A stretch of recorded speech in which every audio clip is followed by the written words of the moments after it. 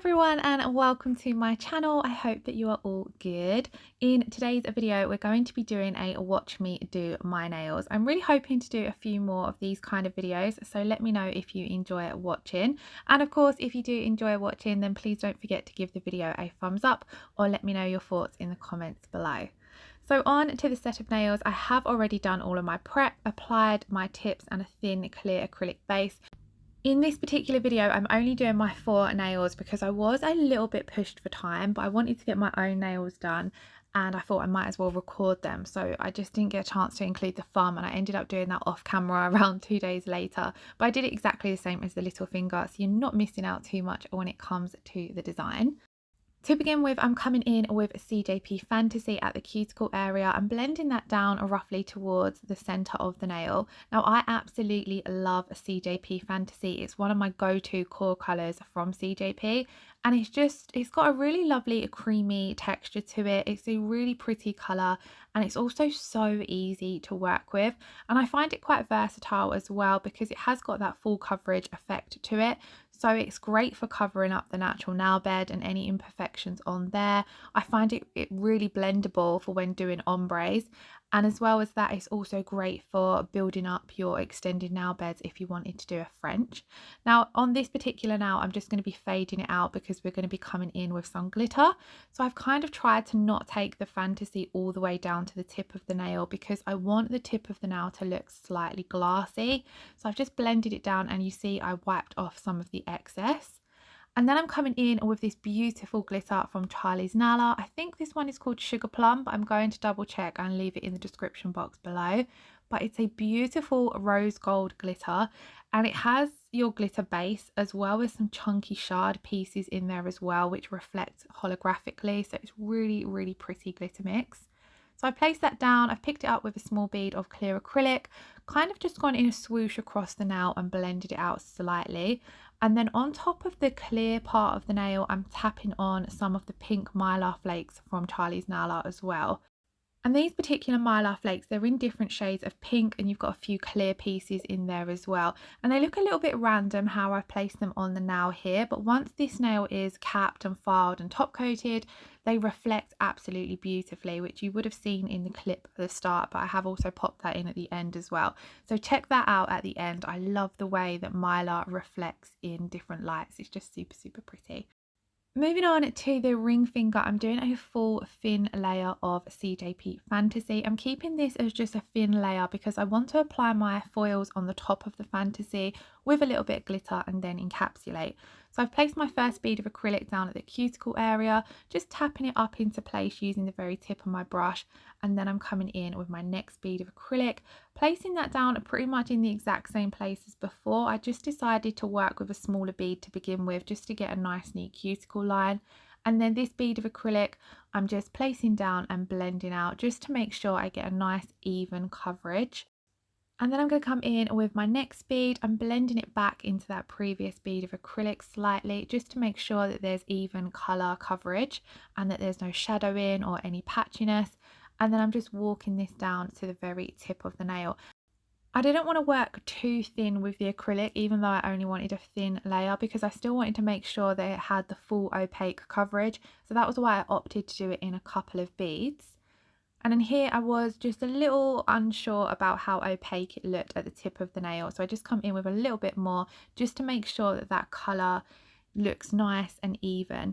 Now it didn't matter too much because I knew I was going to be coming in over the top with some foils, but I was kind of just trying to get it as perfect as possible. So I then went and did exact same on the pointer finger, as those 2 nails are going to be the same in this set.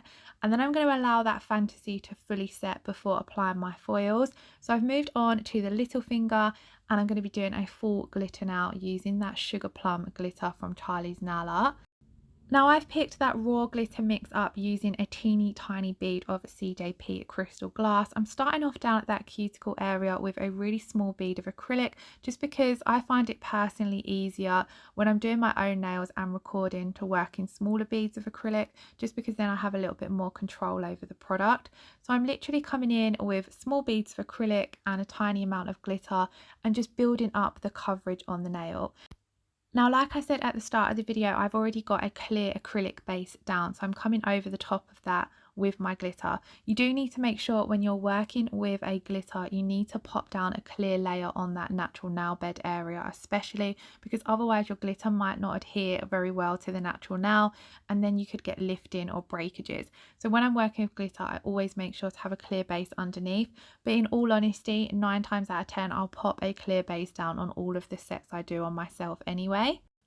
Now that I've finished applying the glitter, I'm going to leave it to set before encapsulating further along. So we're going to move on to applying the foils. This beautiful foil is also from Charlie's Nail Art. So to apply my foils, I'm popping down a thin coat of foil gel. I'm making sure this is nice and thin because the product itself is a little bit, I don't want to say thick, but it's quite sticky to apply. So I just make sure that I apply a nice thin layer, and then I pop it in to cure for 30 seconds in my LED lamp. And then I'm just lining up my foil, trying to pick out the parts of it that I want to use. And then I'm going to really rub and press that down onto that foil gel that has cured. And when it cures, it's even more sticky. So it's great for applying the foils too, as they really grab onto it. Now I like to really rub my foils in, especially these kind of pattern foils, as I personally find these can be a little bit trickier to work with. So I'm using a combination of my thumb and a silicone tool just to really rub that foil on. And then I'm making sure to get right around to the sides of the nail. As you see, I only applied the foil gel halfway down the nail because I kind of wanted it to be a foil fade. So I didn't want it to be a full nail of the foil. And then once I am happy with how well the foil has been rubbed down, I'll slowly start to peel it off just to check how much it's transferred. And then if I'm happy with it, I'll peel it all off, or if like here I wasn't 100% happy, I just rub it a little bit more to help any parts transfer, and then we'll peel it off. Now I didn't get 100% perfect coverage, to be honest, so it could have been better, but I was happy with how they turned out. And again, I'm going to do exactly the same on the ring finger. Now for the particular design that I was going for with the foils, I knew that I was encapsulating them because I wanted to add some glitter and mylar around the foils. So it didn't matter too much that it didn't transfer perfectly. Now I haven't had any problems with foils transferring in a long time. I've been using this particular foil gel from Nirvana nail supplies for quite a while now, and it always works absolutely perfectly. But one thing I have done recently is I upgraded my lamp to a higher wattage one, and I think maybe because it's slightly stronger, it cured the product a lot faster than my previous lamp. So although this particular foil gel says it requires a 30-second cure, someone recommended I have a little play around and try maybe just curing it in my new lamp for either 20 or even 10 seconds. Just because where the bulbs are more powerful, it could be over curing the foil gel, so not leaving as much stickiness as what there needs to be for the foils to transfer. So I'm going to have a little play around and see if that helps. But like I said, it didn't matter too much for this particular design. So as you can see, I've done exactly the same on the ring finger, and this one transferred a little bit better. I'm just being really careful with peeling it off. Now I thought these foils looked super pretty over the CJP Fantasy base. They just had a whole subtle vibe to them, and that was kind of what I was going for with this set. Now I'm going to come in with my CJP Tack Free Top Gloss, and I'm simply top coating over the foil, and this is to protect the foil from my monomer and acrylic. So sometimes monomer can break down the foil, kind of like how acetone would. It depends on the foils you're using. So I always like to be on the safe side and just give them a little top coat to protect them. So like I said, I've not top coated the entire nail. I then pop that in to cure for 60 seconds. And then I'm going to come in with a mix of some of the Sugarplum Glitter and some of the mylar pieces, and kind of just go around the foil in any little gaps or on certain parts of the flowers. I'm just adding a little bit of glitter just because I wanted there to be that hint of sparkle. And that was my main reason for encapsulating these foils, just so I could add a little bit of nail art in with them. And I really loved how these turned out. They just looked, adding that little bit of mylar and glitter to the foils, it really gave them something extra.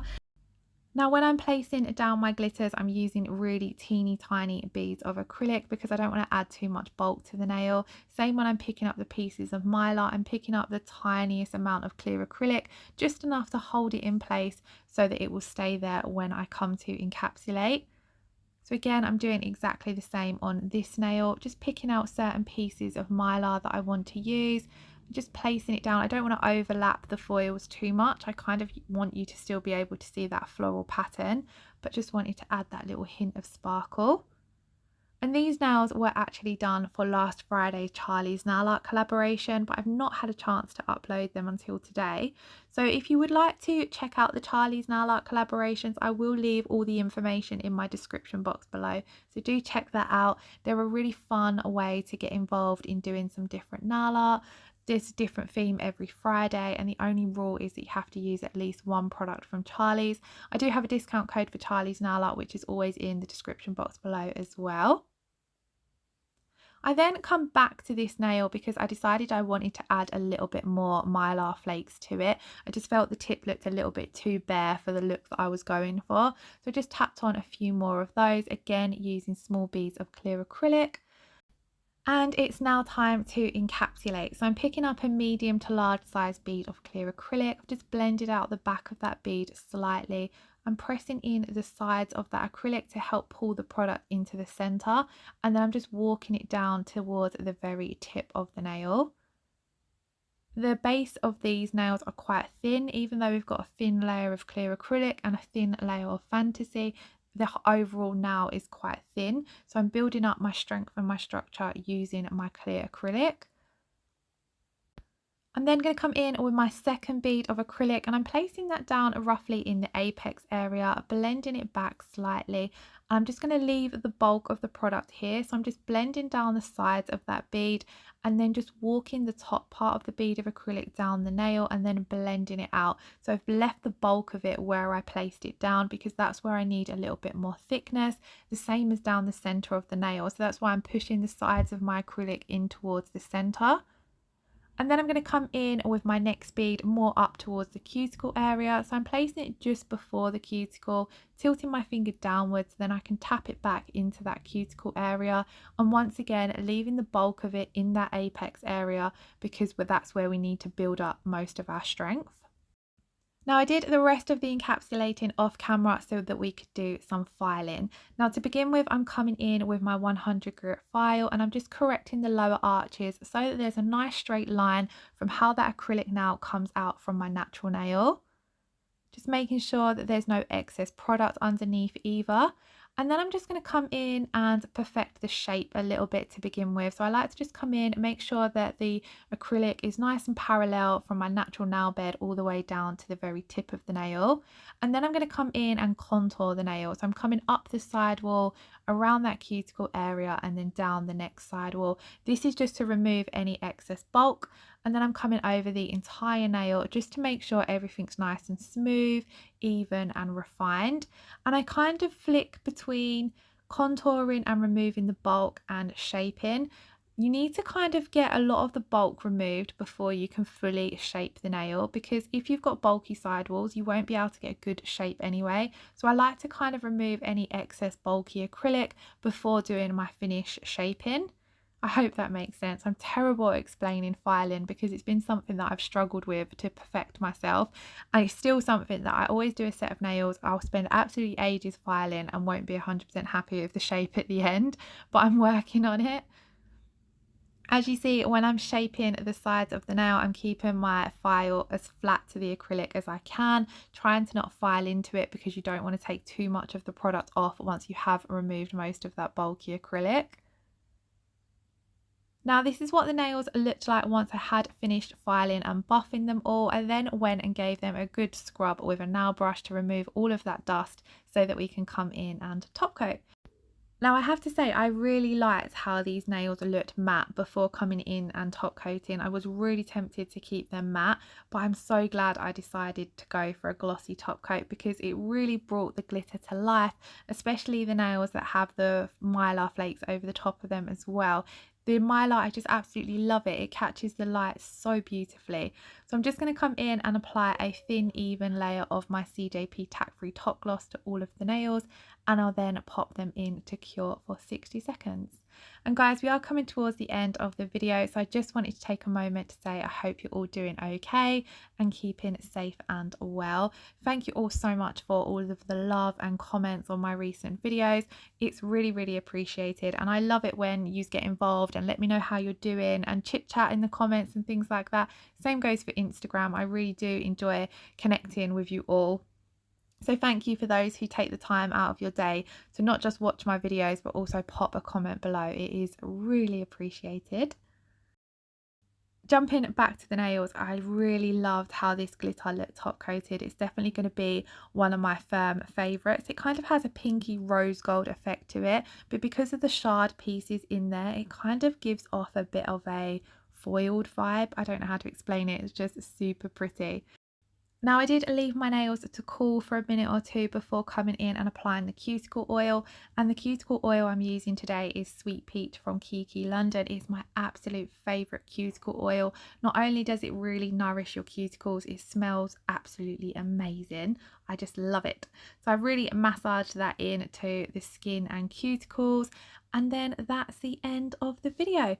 So I really hope you all enjoyed watching. If you did, then please don't forget to like and comment, and if you're not already subscribed to my channel, I would absolutely love it if you hit that subscribe button.